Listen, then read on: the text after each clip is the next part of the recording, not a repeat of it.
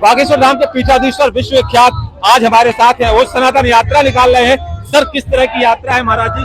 किसी तरह की नहीं है, हिंदुओं को एक करने की आध्यात्मिक यात्रा है। ये पूरी स्पिरिचुअल यात्रा है।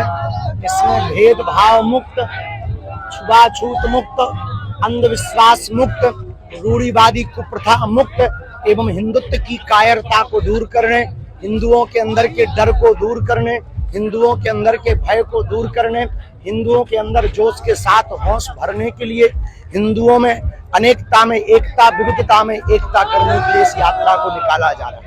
लगातार 5वां दिन है, किस तरह का सहयोग और किस समर्थन मिल रहा है इस मंगल यात्रा को? देखिए, समर्थन हमें इसलिए नहीं चाहिए कि हमें नेता नहीं बनना है, हमको तो एकता चाहिए, क्योंकि हमें इस देश में हिंदुओं को मजबूत बनाना है।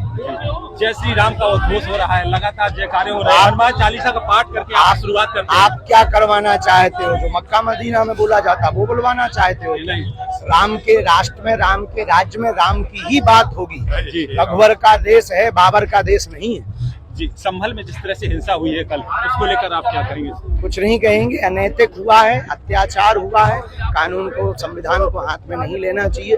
अभी तो हमारी एकता पर फोकस है। यही तो हम हिंदुओं को बताना चाहते हैं कि 20% में वो पत्थरबाजी कर रहे हैं, 50 हो जाएंगे, तुम्हारे घरों की बेटियों को उठा ले जाएंगे। जी महाराज जी, इस यात्रा का समापन कहाँ पर होगा और कितनी? समापन नहीं होगा, विराम होगा और फिर नई शुरू होगी। वो होगी ओरछा में।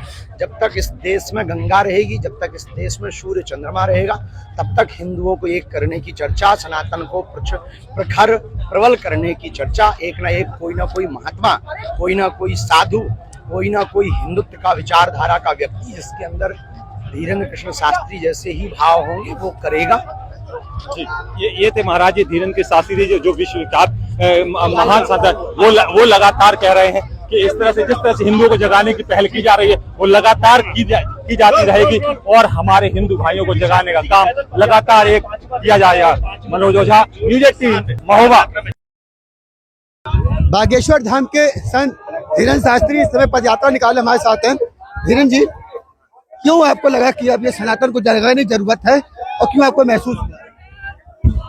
विविधताएं भारत में पूर्व समय से रही, परंतु वर्तमान में जातिवाद का जहर इतना गहरा हो गया, जातियों के नाम पर गाली दी जाती, भेदभाव, छुआछूत, दलितों को घोड़ों पर नहीं बैठने दिया जाता। ये घटनाएं राम के देश को, हमारे हृदय को छलनी कर देती।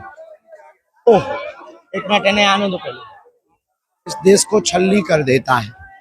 मन हमारा एकदम खिन्न भिन्न हो जाता है, मन अप्रसन्न है। इसीलिए हमने विचार किया कि हम ऐसा कार्य करेंगे जिससे देश एक हो, ये रूढ़िवादी परंपराएं मिट जाएं, देश एक नई क्रांति करे। यही हमारा विचार है। इस यात्रा कोई फर्क पड़ता दिख रहा है आपको? आपने यात्रा निकाली है, काफी फर्क पड़ रहा है। दूरगामी प्रभावशाली कार्य है, पड़ेगा, अभी भी पड़ रहा है और व्यापक पड़ेगा। हिंदू जगेगा, भेदभाव मिटेगा, समय लगेगा, प्रयत्न करेंगे बार बार। एक ही बार में लोहा गर्म करके कोई भी धारदार हथियार नहीं बनता है, बार बार गर्म करके हथौड़ा मारना पड़ता है, तब हथियार बनता है। एक होना कितना जरूरी है? जितना शरीर के लिए श्वास जरूरी है, जितना मुक्का बनाने के लिए 5 उंगलियों का होना जरूरी है, उतना ही हिंदुओं का एक होना जरूरी है। तो हिंदू राष्ट्र बनाएंगे आप? पक्का हिंदू राष्ट्र बनेगा आपके हिसाब से? तो लगता है हिंदू राष्ट्र बनेगा पक्का? हाँ। जो दंगा करा रहे उनके लिए क्या कहेंगे? ये देश को तोड़ने वाली ताकतें हैं। हम यही चाहते हैं, इस देश में दंगा की जगह गंगा हो, इस देश में एकता हो, इस देश में विविधता खत्म हो, इस देश में जाति पात और भेदभाव दूर हो। इसलिए तो हम चाहते हैं। कैसे हो? Thank you. ये हमारे साथ धीरेन्द्र शास्त्री थे। इनका कहना है कि कहीं ना कहीं जो ये सनातन यात्रा है काफी प्रभावी साबित हो रही है। अश्विनी मिश्रा, न्यूज़ 18, रांची।